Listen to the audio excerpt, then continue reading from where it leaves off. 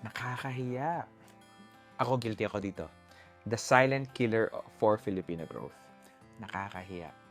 Yan ang dahilan kung bakit hindi ka nagtatanong, hindi ka nagbebenta, hindi ka nagpo-post ng business mo online. Real talk, kapatid. Hiya is killing your growth. Ang dami sa atin, kaya naman. Actually, may potential eh. Pero natatalo tayo ng ating hiya. Ayaw masabihan ng, feeling magaling. Ayaw pagtawanan. Ayaw mapunan.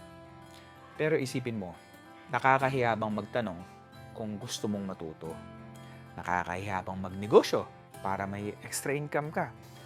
Nakakahiya bang mangarap ng malaki para sa pamilya mo? Hindi, di ba? Ang nakakahiya, yung hindi mo man lang susubukan dahil sa takot mong mapahiya.